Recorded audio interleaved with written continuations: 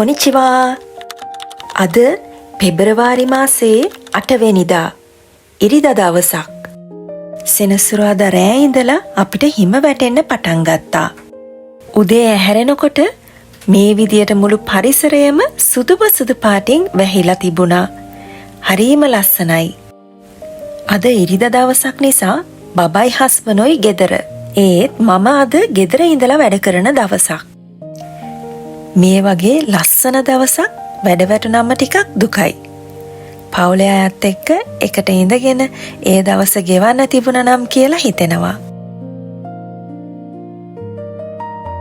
Winter එකට Tokyo වලට හිම වැටෙන්නේ එකපාරක් හරි දෙපාරක් හරි වගේ. ඒත් ගොඩාක් හිම වැටෙන්නේ නැහැ. ඒ නිසා අපි නම් මේ දවසට හරිම ආසයි එළියට ගිහිල්ලා වටපිටාවේ ලස්සන බලන්න. ඒක හරිම අමුතු හැඟීමක්. ගිය අවුරුද්දේ අපිට ලොකුවට හිම වැටුනේ නැති නිසා සහ බබා ගොඩක්ම පොඩි නිසා එයා හිම දැකලා තිබුණේ නැහැ. මම වැඩ පටන් ගන්න කලින් අපි එයාට ෆස්ට් ටයිම් ස්නෝ එක්ස්පීරියන්ස් එකක් දෙන්න එළියට එක් කරගෙන ගියා. බබා ලොකු වෙනකොට නම් මේ දේවල් මතක නැති වුණත් කවදා හරි මේ වීඩියෝ එක දැකලා එයා සතුටු වෙයි කියලා හිතනවා. බලන්නකෝ එයාට තියෙන සතුට.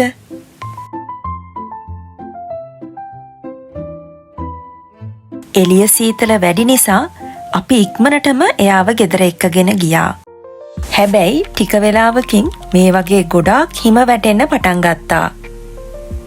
මේ වගේ හිම වැටෙන්නේ ගොඩ කාලෙකට පස්සේ නිසා වැඩ තිබුණත් එළියට යන්නමයි හිතුනේ. ඒ වගේම බබාට ස්නෝමෑන් කෙනෙක් හදලා ඒ එක්ස්පීරියන්ස් එකත් දෙන්න තිබුණා නම් කියලා හිතුණා. මගේ බ්‍රේක් ටයිම් එකේ ආපහු එළියට ගිහින් ස්නෝමෑන් කෙනෙක් හදනවා කියලා හිතුවා. ඒ වෙනකොට හිම වැටෙන එක නතර වෙලා තිබුණේ. බබත් නිදාගෙන හැරෙන වෙලාව ලං වෙලා තිබුණ නිසා මම ඉක්මනින් එළියට ගිහිල්ලා ස්නෝමෑන්ව හදන්න පටන් ගත්තා. මේ සීත කාලයේ ජපානයේ හිම එක්ක හොඳම අත්දැකීම් ගන්න ගොඩාක් තැන් තිබුණත් සීතල වැඩි නිසා බබා එක්ක යන එක පොඩ්ඩක් අමාරුයි. ඒ නිසා මේ වගේ පොඩි දෙයකින් වුණත් එයාට ලොකු මතකයන් හදලා දෙන්න අම්මයි තාත්තයි විදිහට අපි අමතක කරන්නේ නැහැ. ඉස්සර ජපානයට ආවට පස්සේ වින්ටර් එකට යාළුවෝ එක්ක හස්බන්ඩ් එක්ක එළියට ගිහිල්ලා සෙල්ලම් කරන්න යනවා. ස්කී කරන්න බැරි වුණත් ගිහින් try කරනවා. කොච්චර දේවල් කරනවද? ඒත් මේ පාර වින්ටර් එක මට හරිම විශේෂයි. මොකද මම මේ ස්නෝමෑන් කෙනෙක් හදන්නේ මම වෙනුවෙන් නම් නෙමෙයි. අපේ බබා වෙනුවෙන්. එයාගේ සතුට වෙනුවෙන්. තමන්ගේ පවුලේ අය වෙනුවෙන් දෙයක් කරනකොට දැනෙන සතුට ඔයාලටත් දැනෙලා තියෙනව නේද? ඒක කියලා නිම කරන්න බැරි සතුටක් කියලා මම දන්නවා. ඉතින් මගේ බ්‍රේක් එක පැයක වගේ කාලයක් නිසා ලොකු ස්නෝමෑන් කෙනෙක් හදන්න වෙලාවක් තිබුණේ නෑ. පුළුවන් විදියට ඉක්මනට ලස්සනට හදන්න තමයි ඕනි වුණේ. ඔන්න බබත් ඇහැරිලා ඉතින් හස්බන්ඩ් එයාව එක් කරගෙන ආවා.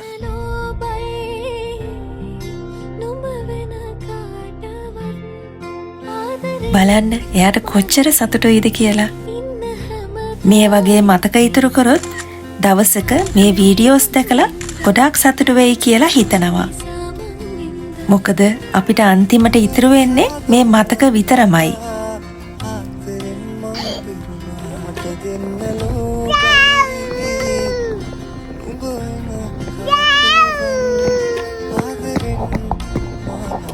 මගේ බ්‍රේක් එක ඉවර වෙන්න වෙලාවත් ළඟ නිසා අපි ඉක්මනටම ගෙදර ගියා. ලබන අවුරුද්දෙත් මේ වගේ ලස්සන අත්දැකීම් ගොඩාක් ගන්න පුළුවන් වෙයි කියලා හිතනවා. ඉතින් හිමවලින් පිරුණු පෙබරවාරි මාසේ ලස්සන ඉරිදාවක් ගෙවුනේ මෙන්න මේ විදියට.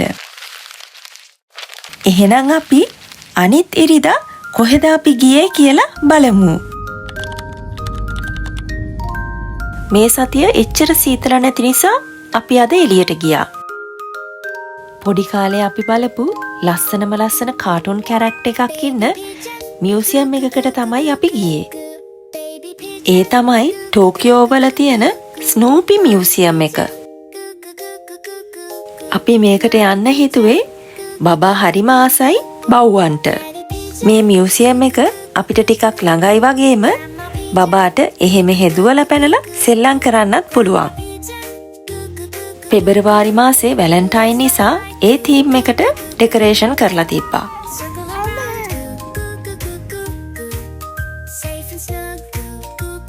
කවුන්ට් එකෙන් ටිකට් අරගෙන අපි තුන්දෙනා මුලින්ම ගියේ 3 වෙනි තට්ටුවට.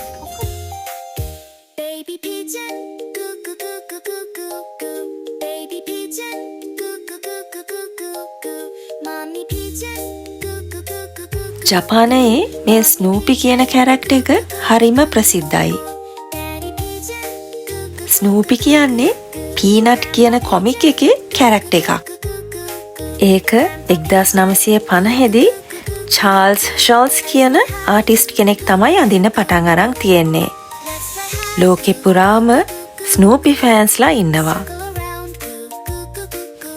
ඇතුළට ගිය ගමන්ම ස්නූපිගෙන් පුරවපු ලස්සන රූම් එකක් තිබුණා.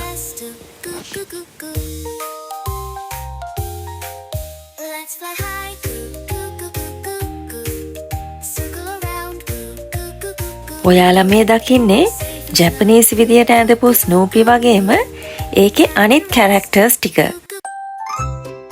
ජපානයේ හැම මාසෙම සෙලිබ්‍රේට් කරන්නේ කොහොමද කියලා මේ ස්නූපිගෙන් පෙන්නලා තියෙනවා. 4 වෙනි මාසේ ඊස්ටර් ස්නූපි. 6 වෙනි මාසය වැහි කාලය. ඒ වගේම 10 වෙනි මාසේ හැලොවීන්. 12 වෙනි මාසේ ක්‍රිස්මස්.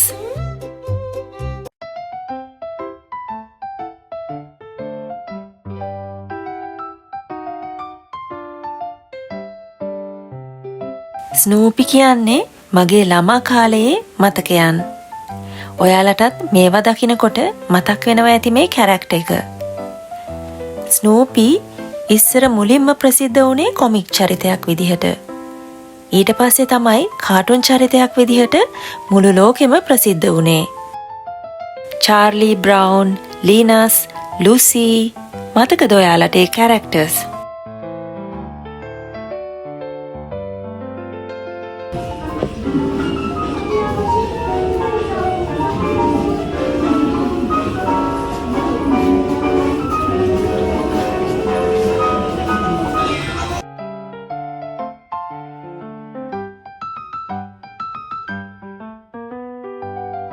ඒ ෆ්ලෝ එකේ එළියේ පොඩි ටෙරස් එකකුත් තිබුණා. බබාට ඇති තරම් දුවන්න පුළුවන් ඒරියා එකක් නිසා එයා හරි ආසාවෙන් එතන හිටියා.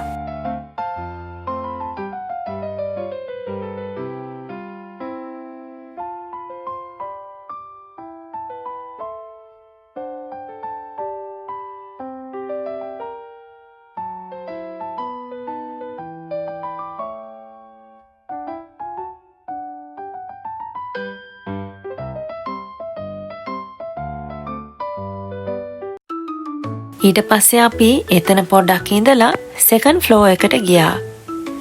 ඒකේ මේ වගේ ලොකු ස්නූපි ස්ටැචුස් හදලා තිබුණා. ඒක ඇතුලේ පොඩිම පොඩි ෂෝ එකක් තිබුණා. ඔයාලත් අපිත් එක්ක ඒ ෂෝ එක බලන්නකෝ.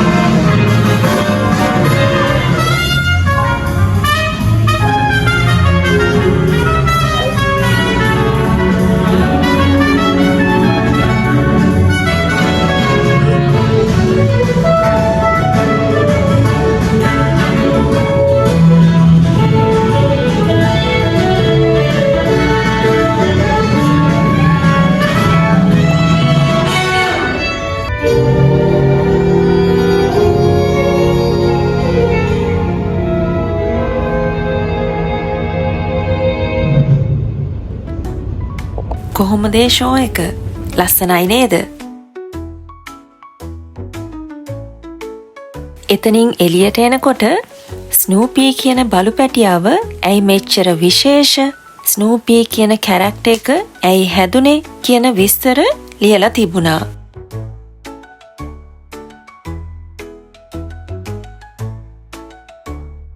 ඒ විස්තරත් කියවලා බලලා අපි එළියට එන තැන මේ වගේ ලස්සන ස්නූපිගේ ගෙදර තිබුණා ඕනි තරම් ෆොටෝස් ගන්න පුළුවන් වෙන විදියට.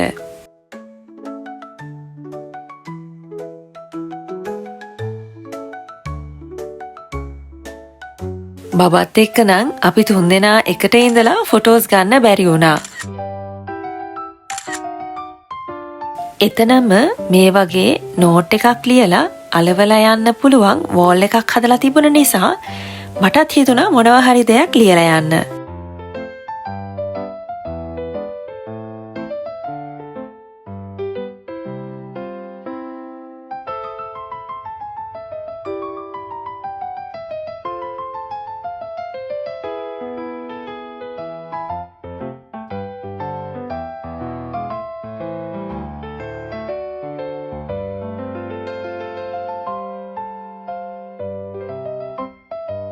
ඊට පස්සේ එළියට යන තැන තිබුණා සුවනියර් ෂොප් එකක්. ස්නූපිගේ ලස්සන කී ටැග්ස්, ටොයිස්, ටී-ෂර්ට්ස් වගේම ගොඩක් දේවල් තිබුණා මතක් වෙන්න අරගෙන යන්න.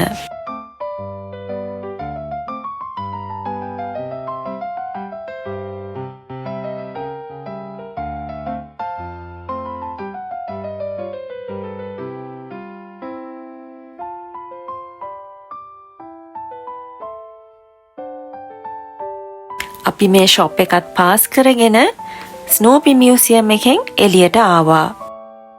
පෙබරවාරි මාසයේ ඉරිදාවන් දෙකක්ම මේ විදියට ලස්සනට ගෙවුණා. ඉක්මනින් කාලය ගත වෙන නිසා කොච්චර බිසි වුණත් ෆැමිලි එකත් එක්ක එළියට ගිහිල්ලා අලුතින් මතක එකතු කරන ගමන් තමයි ජීවත් වෙන්නේ. ඒ නිසා ඔයා වෙනුවෙන් වගේම ඔයාගේ ආදරණීයයන් වෙනුවෙනුත් කාලය වෙන් කරගන්න අමතක කරන්න එපා. මේ දවස් විශේෂ වෙන්නේ අපිත් එක්ක යන අය නිසාමයි. එහෙනම් ඊළඟ වීඩියෝ එකෙන් අපි හම්බ වෙමු.